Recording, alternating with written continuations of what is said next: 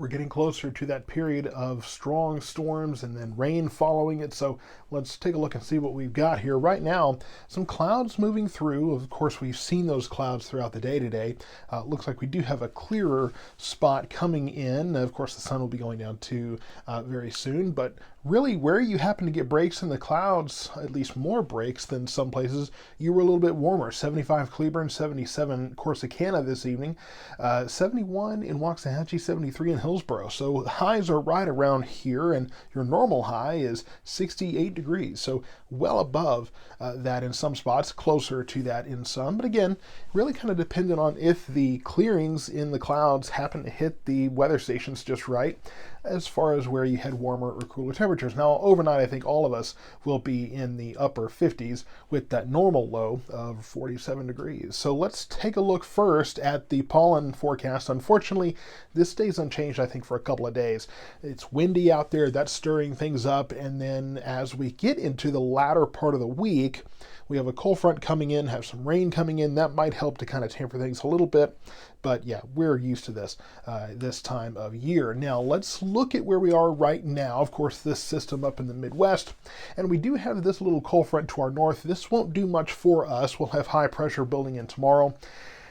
And then we are looking to the northwest for the next system that we will get. And what we're going to have is we will have a system that will really ride down the mountains here and not quite going to go down the coast here, going to be more inland before settling in the desert southwest, particularly really it looks right over Arizona here.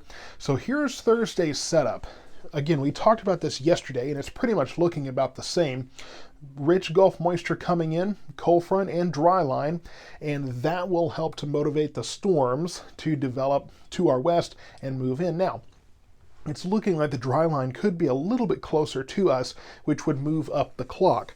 So it could be a late afternoon, evening type thing, but again, the placement of the dry line will really depend on the timing because once they blow up along the dry line, then we'll have to wait for them to move in. That's why we tend to have a lot of late night storms because they pop up well west of us during daytime heating, and then they take their time getting here. So we'll probably have a better idea of timing over the next couple of days, but just stay tuned for that. And then behind all of this, the cold front comes in, and yes, it will cool down, but boy, this low pressure system is just going to sit here, and that's going to disrupt the usual pattern of getting storms in the evening, and then the next morning, nice and cool, high pressure coming in, dry weather. We won't quite have that. So the cold front will move through. One of the things we're watching for is if that front will actually stall across central Texas, but we will have this southwest flow bringing in moisture above all of the dry, cool air at the surface, and that should be enough to give us rain Friday and Saturday. The forecast has been trending wetter as we go forward. I was thinking maybe we would kind of shrink that a little bit, but that low pressure system is going to bring in plenty of moisture. So yes, it's looking Friday and Saturday like we could have more rain. Oh, I need to mention too, late Thursday night, early Friday morning, as the front comes in, we could have a second round of strong storms. This whole forecast is evolving as we go, so we could be looking at 2 rounds of storms. I just read that a few minutes ago, the National Weather Service discussing that. So again, a lot of timing with the dry line, cold front, all of that kind of depends, or the chances of storms will depend on those, the timing of those two dynamics. So we will be watching that. But yes, Friday, Saturday, looking more and more wet, unfortunately, for those outdoor weekend plans. Now, Thursday, yes, we are looking at the possibility of some strong to severe thunderstorms, and if we're looking at a 2-round event here, what we're going to see is more individualized supercell thunderstorms to our west along the dry line. Those blow in, those bring a higher large hail, damaging wind, possibly a tornado threat, and then with the front, we would most likely be looking at a squall line, a solid line of storms moving in. That's going to be a little bit more of a, I would say, a damaging wind threat at that point. Not always the larger hail and tornado threat that you see with the individual storms, but again, we'll be talking about that more, and there are many folks who are watching to see if there's going to be an enhanced risk. Right now, there is an area where generally the severe thunderstorm risk is particularly interesting, and really that goes from about Waco and Fort Worth onto the northeast.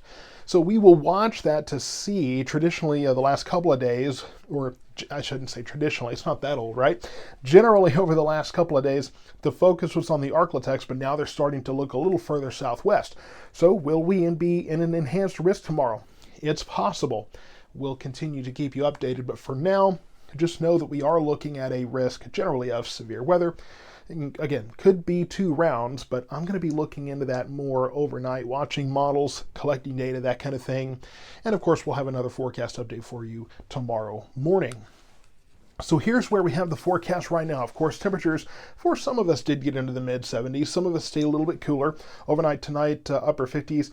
I am still iffy on whether we're going to see those showers overnight tonight. I think I removed that initially, and I went back and forth. I still think we could see 1, maybe 2. I think most places have removed that from the forecast.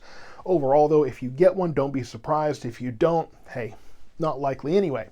Tomorrow, 82 degrees, there's 65 overnight. Both of these days, by the way, will be windy. Yeah, tomorrow will be another windy day. Thursday, we get the storm starting. Now, I also need to mention, we've been talking about whether or not we were going to see rain earlier in the day Thursday. That looks less likely. It does look like most of this should wait until the late afternoon, evening hours for us. So 70% chance of storms late Thursday. Could be another round late Thursday, early Friday. And then Friday and Saturday, we're behind. The front, temperatures are cooler. We should be looking at showers, perhaps a thunderstorm or 2, but not severe weather. So windy out of the north, mid to maybe upper 60s Saturday, depending on how much sun we can get. But a cold rain, maybe a clap or thunder or 2. Mostly just kind of dreary days for Saturday and Sunday. And then as we get into St. Patrick's Day there, looks pretty nice. Everything should be out of here by Sunday. We should be dry, and then Monday looks even cooler. So stay tuned to South Metro Weather for continued updates on the possibility of storms, maybe even 2 rounds late Thursday going into early Friday, and then dreary days setting up for the first part of the weekend.